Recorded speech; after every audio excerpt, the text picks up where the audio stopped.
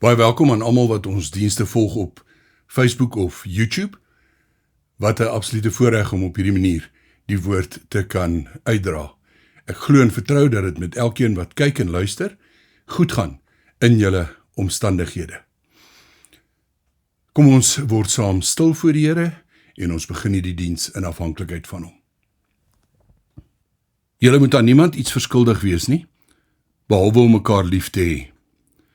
Wie sy medemens lief het, voer die hele wet van God uit. Al die gebooie.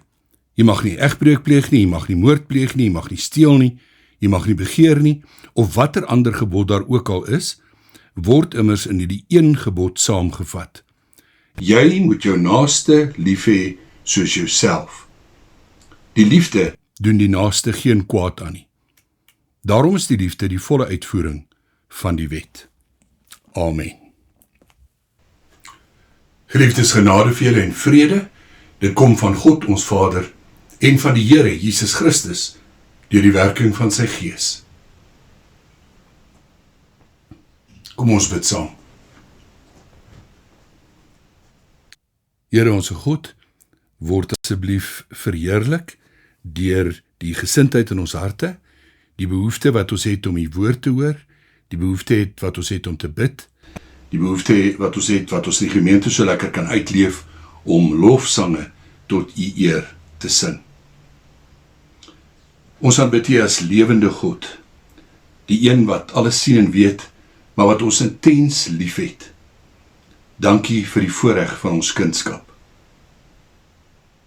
Here, vandag wil ons vra dat U ons sal help en lei en leer deur die Gees en deur die woord oor hoe ons as gelowiges moet leef, hoe ons besluite moet neem, hoe ons ander mense moet hanteer, hoe ons ook selfs na onsself moet kyk. Dankie vir die woord wat lewend en kragtig is, en vir die Gees wat ons help om die woord te verstaan. Ons gebed is in absolute afhanklikheid van U, en natuurlik op grond van die soenverdienste en die oorwinning wat Jesus Christus ons Verlosser reeds behaal het. Amen. Ek gaan nie 'n skriflesing hier in die begin doen nie, maar ek gaan na 'n paar verskillende tekste verwys en van hulle lees terwyl ons besig is met ons boodskap.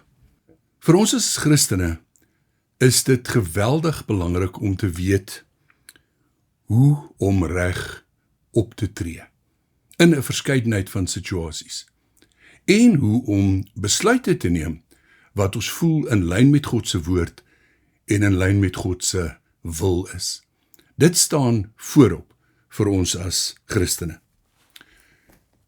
Ongelukkig is dit nie heeltemal so eenvoudig om net na die Bybel te kyk nie, want ons word dikwels gekonfronteer met vraagstukke of probleemsituasies wat nie noodwendig spesifiek in die Bybel hanteer word of aangespreek het nie, dinge waaroor daartoe nog nie noodwendig vraagstukke was nie.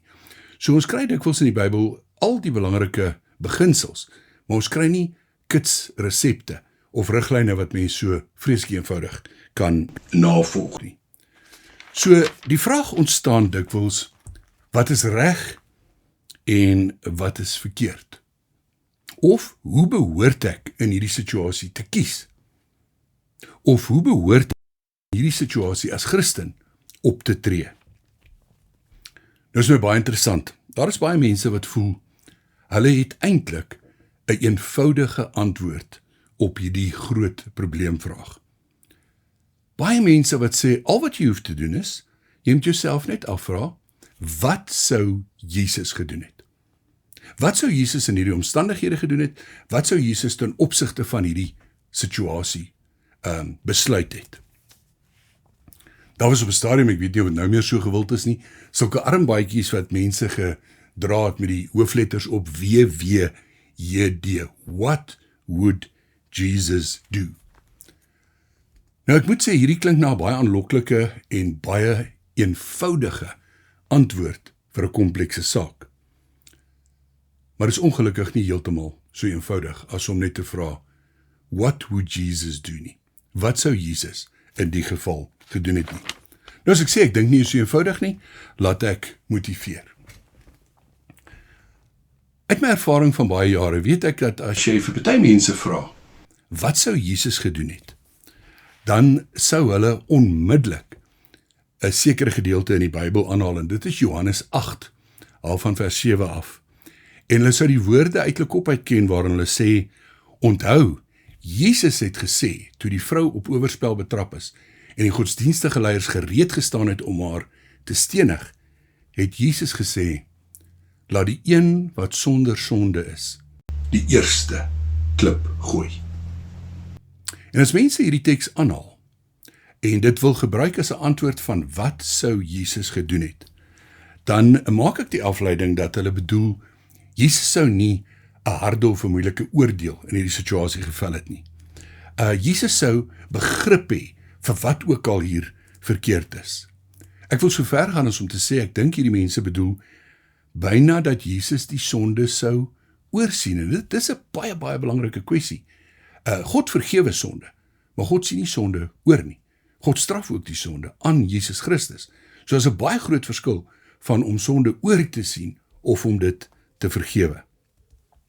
Mense wat hierdie teks aanhaal, sou vergifnis vooropstel en sou in hulle vraag na wat sou Jesus doen, werk met die beeld van wat ek wil noem 'n sagte Jesus of 'n liewe Jesus beeld. En dan sou dit per implikasie beteken dat ons eintlik nooit iemand wat verkeerd is direk kan teëgaan of kritiseer nie. Ons moet net daai sagte lyn volg. Maar ek sê dis nie so eenvoudig nie. Kom ons kyk na die ander kant van die muntstuk. Ook uit ervaring kan ek net so pertinent sê dat ek kan aan baie mense dink wat wanneer hulle gekonfronteer word met die vraag wat sou Jesus gedoen het, sou aanhaal uit Johannes 2 vers 19 en verder, die baie bekende verhaal van die tempelreiniging. En dat hulle sou sê, onthou julle dat Jesus self 'n sweep gevleg het, dat hy die tafels omgekeer het van die geldwisselaars en die duiweverkopers en die mense uitgeskel het en uitgejaag het uit die tempel uit, of dan nou uit die voorhof van die tempel uit. Dus, my eerste besef is dat 'n antwoord op die vraag, wat sou Jesus gedoen het, op daardie vraag, gee ons as mense nie altyd 'n eerlike antwoord nie. Ek wil dit herhaal. Op die vraag, wat sou Jesus gedoen het, gee ons as mense nie altyd 'n eerlike antwoord nie.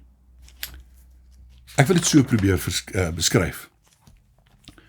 Ons antwoord kom dikwels daarop neer, wat sou ek verkies om in hierdie situasie te doen, en hoe kan ek Jesus gebruik of dan nou misbruik as bevestiging van my standpunt? Baie mense het klaar hulle standpunt, hulle is nie vreeslik oop regtig vir wat sou Jesus in die situasie gedoen het nie. Hulle weet wat hulle glo is reg en wat hulle interpretasie is en wat hulle keuse is. Maar dan wil hulle by Jesus aanhaak en sê, kyk daar, hy het so opgetree en dit pas in my prentjie in en dit versterk my standpunt. 'n tweede besef is dat in die Nuwe Testament, wat maar handel net oor Jesus se 3 jaar openbare optrede, kry ons eintlik baie minder riglyne oor sy optrede in praktiese situasies. Hy het geweldig baie gelykenisse vertel. Hy het geweldig baie vir hulle geleer en so meer. Maar ons kry nie voorbeelde van hoe hy in elke situasie optree, sodat ons dit regtig as 'n handboek of 'n handleiding kan gebruik, en as jy nou met hierdie situasie gekonfronteer word, dan gaan soek jy maar net, waar het Jesus hiermee te doen gehad, en wat het hy in omstandighede gedoen nie. So eenvoudig is dit ook nou nie. Kom ons onthou nou die volgende ook, in ons omgaan met die Bybel en ons hantering van die Bybel. Onthou net dat as iets in die Bybelse tyd, Ou of Nuwe Testament, en vir altyd in die openbare bediening van Jesus, nie 'n probleemsituasie was nie, dan is daar nie noodwendig oor so 'n situasie geskryf nie. Kom ek noem 3 wat my aanbetref, baie maklike voorbeelde van iets wat nie in die Bybelse tyd 'n kwessie was nie, maar wat vandag tot geweldige groot vraagstukke en meningsverskille lei. Die eerste wat ek wil noem is die kwessie van kinderdoop of verbondsdoop, in teenstelling met belydenisdoop of geloofsdoop of bekeringsdoop. Die kwessie dat kinders gedoop is in die Bybelse tyd in die Nuwe Testament kan ons aflei van die feit dat as iemand tot bekering gekom het, en onthou hulle was klaar groot toe die eerste keer van Jesus gehoor het, daarom is hulle groot gedoop, maar ons telkens lees hy en sy hele huisgesin is gedoop. Sy en haar hele huisgesin is gedoop. En dan in die vroeë kerkgeskiedenis weet ons van kinders wat gedoop is. Maar dit was nie 'n kwessie, dit was nie 'n probleemvraag in die tyd wat die Nuwe Testament geskryf is nie. Dit was beslis nie 'n probleemvraag in die tyd wat Jesus gelewe het nie, en daarom word daar nie riglyne daaroor gegee of 'n resep daaroor gegee of pertinente uitsprake daaroor gegee nie. Iets wat eers later 'n baie groot kwessie word en tot vandag toe tot 'n sekere mate nog is die verskil tussen Sondag en Sabbat. Ons sit met twee verskille.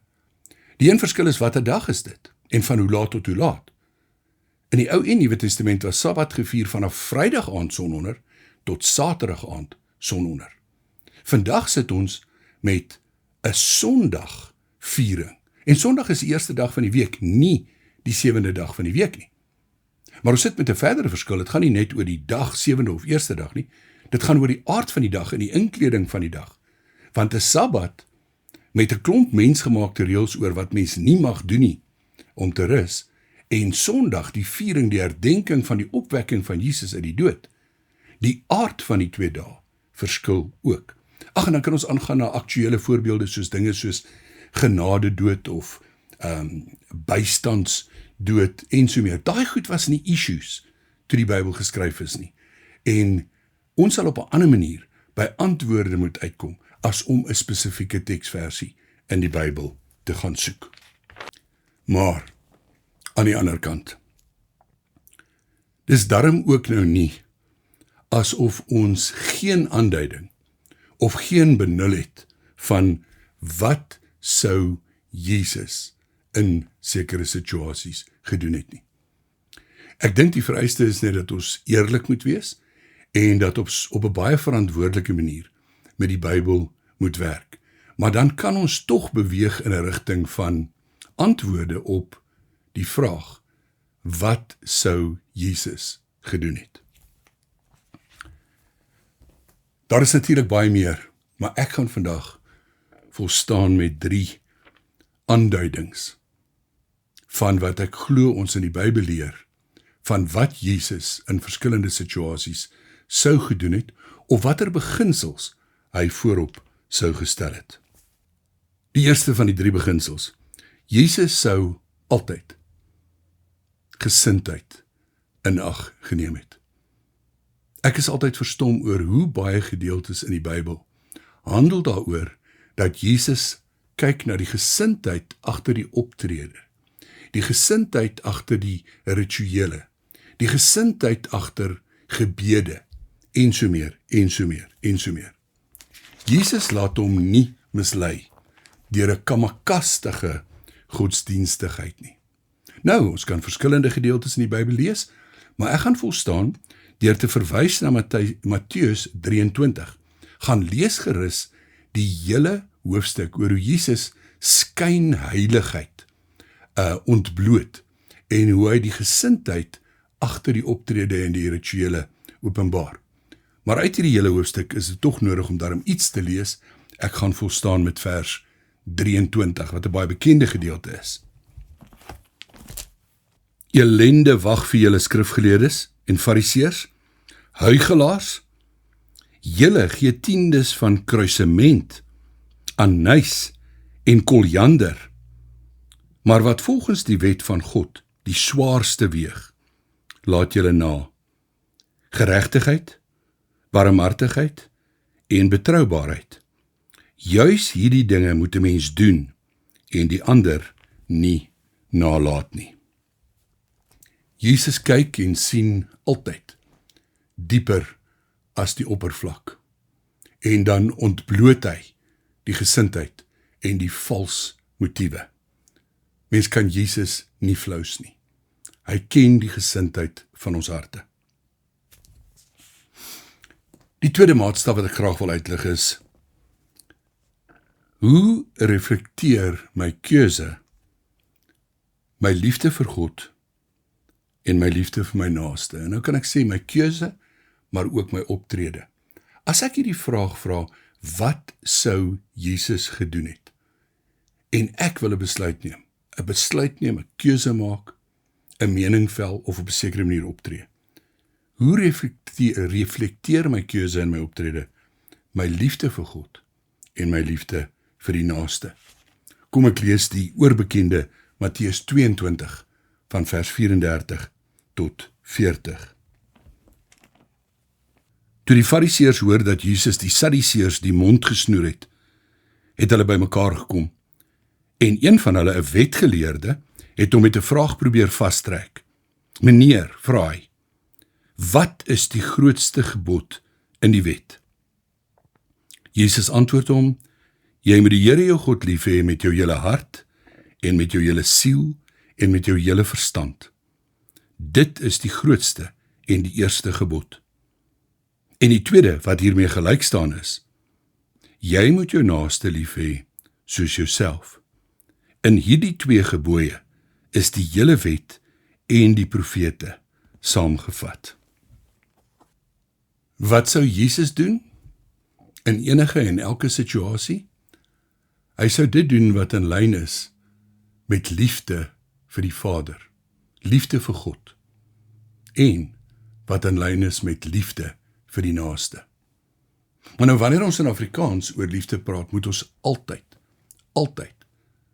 die opmerking daarby maak dat ons praat nie van gevoel of emosie nie. Dis 'n geweldige probleem in terme van die vertaling van die Bybel, uit Grieks uit, dat ons in Afrikaans net die een woord, liefde, gebruik en dit gewoonlik koppel met emosies. Liefde is 'n gesindheid, veral dan die agape liefde. Liefde is harde werk. Kom ek lees 'n gedeelte wat dit vir ons baie duidelik uitspel. Die baie bekende woorde in 1 Korintiërs 13, spesifiek vers 4 tot 7, en as ek dit lees, let daarop dat dit nie gaan oor gevoel of emosie nie, maar oor harde werk en oor 'n sekere gesindheid teenoor God en mens. Die liefde is geduldig. Die liefde is vriendelik. Dit is nie afgunstig nie. Is nie grootpraterig nie. Is nie verwaand nie. Dit handel nie onwelvoeglik nie. Soek nie sy eie belang nie. Is nie lig geraak nie. Hou nie boek van die kwaad nie. Dit verbly hom nie oor onreg nie, maar verheug hom oor die waarheid. Dit bedek alles, glo alles, hoop alles, verdra alles. En dan natuurlik daarmee saam ook die baie bekende gedeelte in Romeine 13, wat ek as woordem gelees het. Die liefde doen die naaste geen kwaad aan nie. Wat sou Jesus doen? Hy sou in liefde kies en in liefde optree. Ek wil 'n derde en laaste beginsel noem, waar volgens ons gelyk kan word in ons vraag en in ons soeke na wat sou Jesus doen in elke situasie. Vir Jesus is dit baie duidelik dat 'n mens se woorde en jou dade in lyn moet wees. Dat mens nie een ding kan sê of een ding kan preek en 'n ander ding kan doen nie.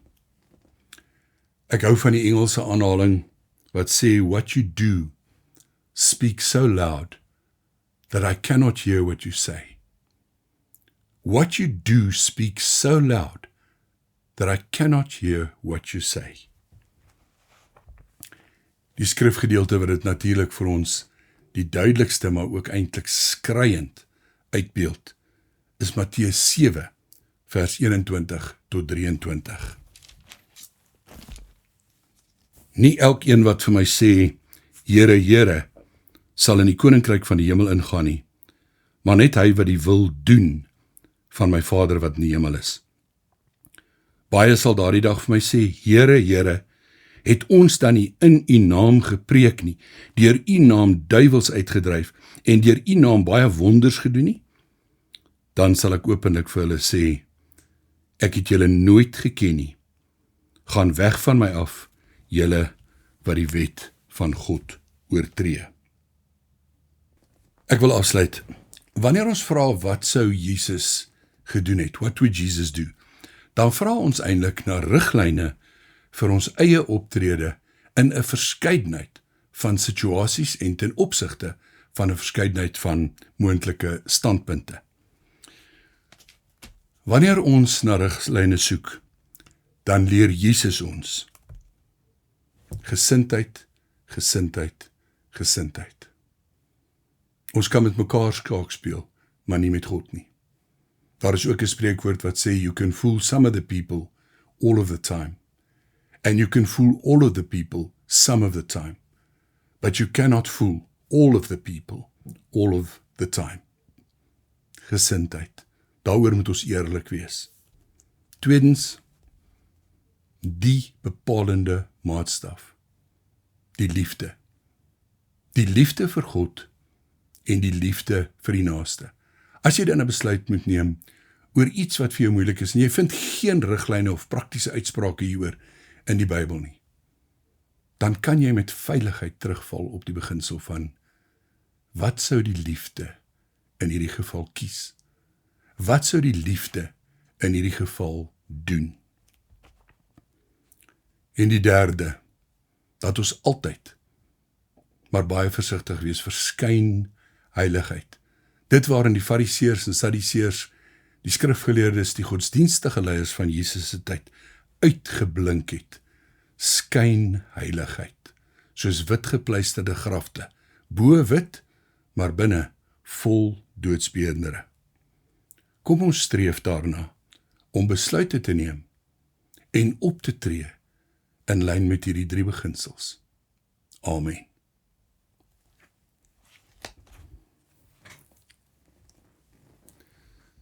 Here Jesus, baie dankie dat U in net 3 jaar van openbare optrede vir ons soveel geleer het, en dat die getuies wat dit gehoor het, dit kon oorvertel en opskryf, en dat dit vir ons behoue kon bly, en dat ons die Nuwe Testament veral vandag in ons eie taal het, om daarvolgens te leef. Dankie vir die Heilige Gees, wat ook 'n oortuigende rol in ons lewe speel oor wat is reg en wat is verkeerd. Gee dat ons net meer oop sal wees vir die werking van die Heilige Gees en vir die riglyne van U woord. Here, dan bid ons ook, soos dit altyd nodig is vir ons deurmekaar wêreld en vir ons land met sy geweldige uitdagings. Maar ons bid ook vir elke individu wie sy uitdagings vir hulle ook moeilik is. Hoor ons gebed asseblief, want ons bid op grond van die soenverdienste van Jesus en die liefde van God ons Vader en die oortuiging van God die Heilige Gees. Amen. Die genade van die Here Jesus Christus en die liefde van God ons Vader en die seënende en lerende teenwoordigheid van God die Heilige Gees bly by jou. Amen.